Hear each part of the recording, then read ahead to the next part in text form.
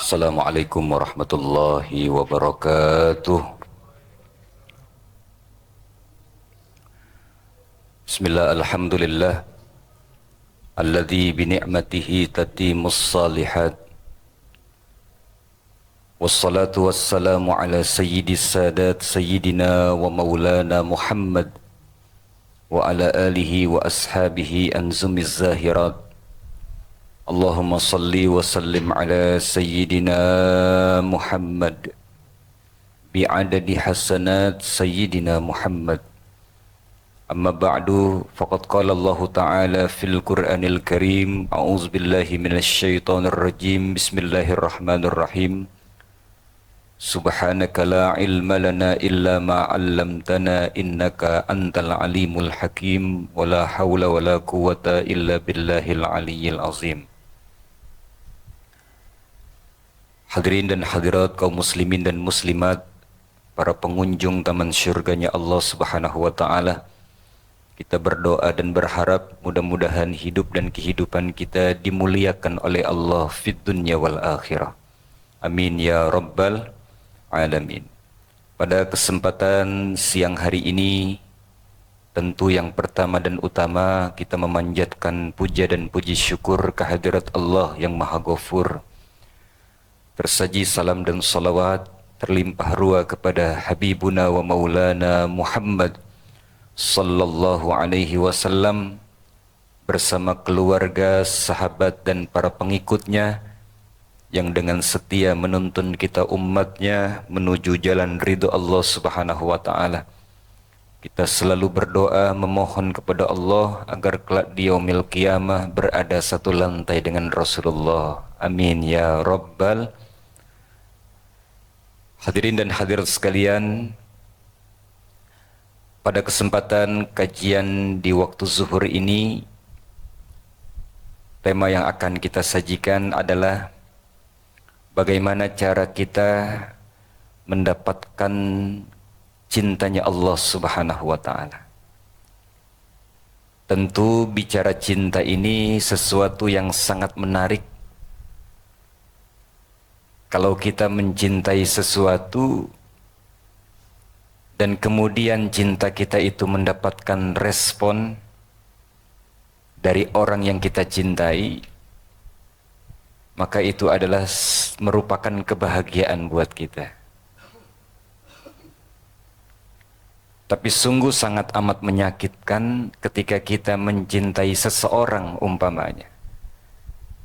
Ternyata orang yang kita cintai tidak mencintai kita. Justru dia mencintai orang lain. Sakit gak kira-kira? Maka dari itu, sebagai seorang hamba, tentu kita berharap agar cinta kita diterima oleh Allah Subhanahu wa taala.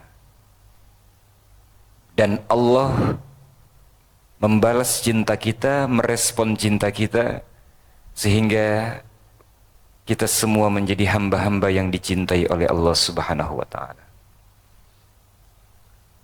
Maka bagaimana caranya ketika kita ingin meraih cintanya Allah Subhanahu wa taala? Bagaimana tipsnya ketika kita ingin mendapatkan kecintaan langsung dari Allah Subhanahu wa taala? Tentu kalau kita bicara hal ini merujuk kepada Al-Qur'anul Karim, Allah Ta'ala mengatakan, Qul in kuntum tuhibbunallah fattabi'uni yuhbibkumullah. Katakan kepada hamba-hambaku, wahai Rasulullah. Katakan kepada umatmu, wahai Nabi Muhammad. Kalau mereka mencintai aku, syaratnya harus mengikuti dirimu. Jadi syarat untuk mendapatkan cintanya Allah, yakni dengan mengikuti Nabi kita Muhammad sallallahu alaihi wasallam. Kalau kita sudah mengikuti Rasulullah, maka cinta kita dibalas oleh Allah. Bahkan Allah yang menyatakan dalam dirinya, yuhibbukumullah. Kalau kau mencintai Allah, ikuti Nabi Muhammad. Kalau sudah mengikuti Nabi Muhammad, maka secara otomatis Allah pasti cinta kepada dirimu. Jadi jalan kita untuk mendapatkan cintanya Allah dengan cara apa, Pak? Ikuti Nabi kita Muhammad sallallahu alaihi wasallam. Kita berusaha, berupaya mengikuti Nabi di dalam melakukan hal apapun, baik dari sisi ucapan maupun perbuatan. Meskipun ada yang wajib buat Nabi, tapi tidak wajib buat kita. Ada yang boleh buat kita, tapi nggak boleh buat Nabi. Apa contohnya? Yang wajib buat Nabi, tidak wajib buat kita. Pertama, tahajud. Tahajud bagi Nabi wajib, Pak. Tapi bagi kita, sunnah, nggak wajib. Nggak kebayang ya, kalau tahajud wajib buat kita. Ini kan yang datang nih insya Allah orang-orang yang suka bangun tengah malam. Amin. Ya, cuman bangunnya ngapain saya nggak tahu tuh. Pokoknya kalau malam suka ngendusin aja. Tahajud wajib bagi Nabi, tapi nggak wajib buat kita. Kurban wajib buat Nabi, tapi nggak wajib buat kita. Sebaliknya ada yang boleh buat kita, tapi nggak boleh buat Nabi. Apa contohnya kira-kira? Yang dibolehin buat kita, tapi buat Nabi nggak boleh. Makan jengkol, tuh Bang Tono. Makan pete, boleh nggak buat kita? Boleh. Makan bawang, boleh nggak buat kita? Tapi buat Nabi nggak boleh. Terus mana yang harus kita ikuti? Hal-hal yang ringan, hal-hal yang mudah, hal-hal yang dalam keseharian. Ayo dong berusaha mencontoh Nabi. Dari mulai kita masuk kamar mandi dengan kaki kiri, keluarnya pakai kaki kanan. Sebaliknya kalau kita masuk ke masjid, masuknya dengan kaki kanan, keluarnya kaki kiri. Hal-hal yang demikian itu yang mudah kita terapkan dalam rangka ittiba', dalam rangka mengikuti, menteladani, mencontoh Nabi kita Muhammad sallallahu alaihi wasallam demi meraih kecintaannya Allah Subhanahu wa taala.